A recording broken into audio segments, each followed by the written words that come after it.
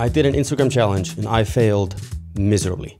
Let me tell you what happened. So I've never been good at social media in general. You know, posting photos, videos, posting stories, curating a feed, stuff like that. Never been good at it. But as you know, as a self-shooting director, photographer, videographer, whatever you want to call me, it's pretty important that I have good social media pages. You know, I have to have an online presence. I have to have a personal brand, etc., because that's one of the main ways that people find me and hire me. That's just the way it goes these days. So in August of 2023, I had moved from my home country of Iceland to Amsterdam.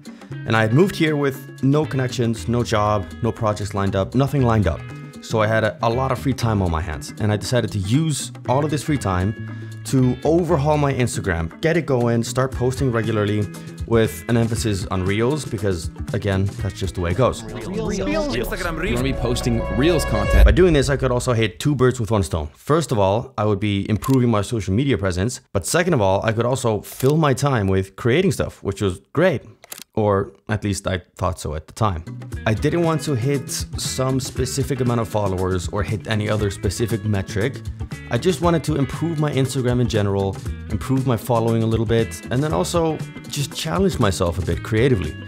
So my goal was to experiment with subject matters and styles, see what worked on the platform and see what worked for me, iterate on that, and then just try to see some overall improvements in my views and my following. Nothing crazy, just see what happens. I set myself 5 rules/parameters to follow. The first being I needed to enjoy this, you know, because if this is going to take up the majority of my time, I'd like to enjoy what I'm doing. Number 2 is don't blatantly copy all of my ideas. Try to be as original as possible. You know, I can get inspiration, I can get, you know, jump on trends and stuff, but try to be as original as I possibly can. Number 3 is to try to embrace the vertical format as much as I can. Don't shoot vertically and tell people to turn their phones. Don't do the same talking headshot in every video. You know, I wanted to challenge myself a little bit to make every shot as visually interesting as possible. Number 4 is try to optimize for the algorithm as much as I possibly can. Don't do it so much so that the originality or the quality of my stuff, you know, suffers, but try to do it as much as I'm comfortable with. And then number 5 is to show my face, because the whole point of this is to improve my online presence and my personal brand. So I gotta show my face to do that. And with my goals and parameters in place, I started posting around August of 2023. And I posted 5 times a week, a mix of single photos, carousels, reels. Again, mostly focusing on Reels because that's what works. I wanted to keep this going until the end of the year, so around 150 days. Again, not focusing too much on the metrics, just experimenting and having fun. And now it's the 1st of January as I'm filming this, and you're wondering, how did this all pan out? And let me tell you, it was a disaster. I hated every aspect of it. Every minute that I spent brainstorming, shooting, editing, every single minute, I absolutely hate it.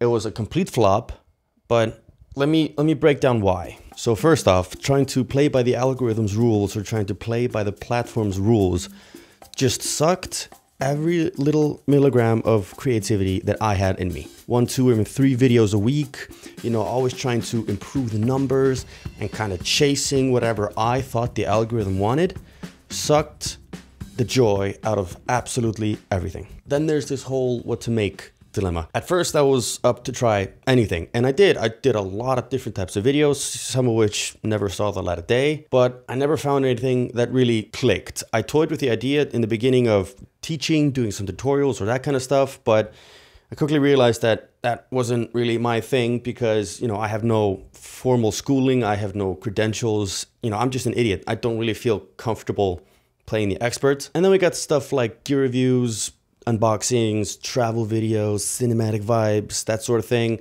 But to me, that all feels kind of generic, low effort, recycled. No offense to anybody who does that sort of stuff. I'm into cars, car videos and sports videos, that sort of stuff, but the means to produce that consistently here aren't available to me here in Amsterdam. I have no connections, no locations. So for now, that's on the back burner. So I'd spend whole days scrolling through TikTok and scrolling through Instagram, just trying to find something, anything that would spark any idea. And sure, I found accounts and videos that I liked, but nothing that I could really adopt myself and do myself sustainably. And anything that I did do flopped pretty hard. Like none of my videos got over 1,000 views, and my follower count jumped from 1,500 to 1,800, that's 14%. And that's not really because of the videos, that was because of other factors. So I was left with no ideas, a ton of admittedly self-imposed pressure, constraints that felt more and more ridiculous every day. You know, make it snappy, make it quick, no low effort content, get to the point, and nothing to show for it. And mid-November rolls around and I just decide to call it quits early. And I mean, of course, there are a lot of things that I could have done to make this easier on myself, but then I wouldn't be doing it my way. And if I'm not doing it my way, then I'd rather just not do it at all. So I did it my way, but I failed. But I've been less and less afraid of failing recently because I feel like I don't learn anything by succeeding. I only learn by failing. So that really begs the question, what did I learn from all this?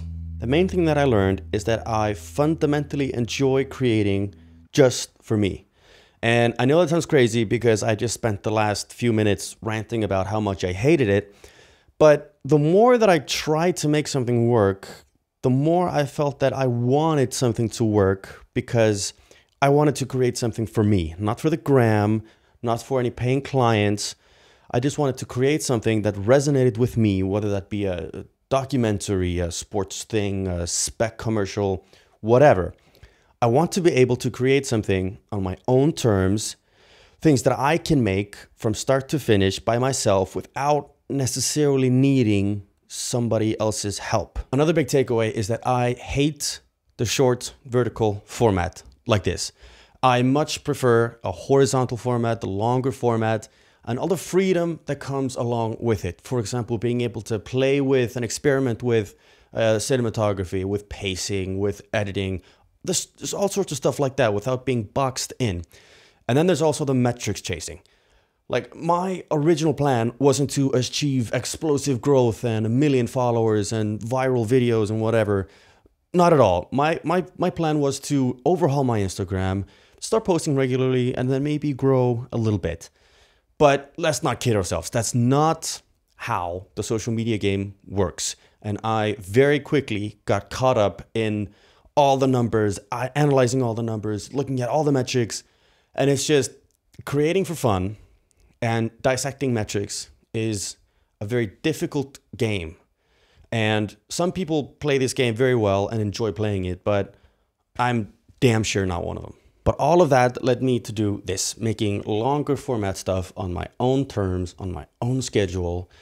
I don't really know exactly what I want to create, but I'm just kind of embracing that. You know, I like the thought of just having any random idea and executing on it, no matter the style or the subject matter, because for me, that will always keep it authentic to what I want to do. But one thing that I do want to keep doing is talking about my experiences like I'm doing here and in my last video, because I like hearing about and listening to other people's experiences. So why not be what I want to see? So yeah, if you have a similar experience with social media, please be sure to let me know.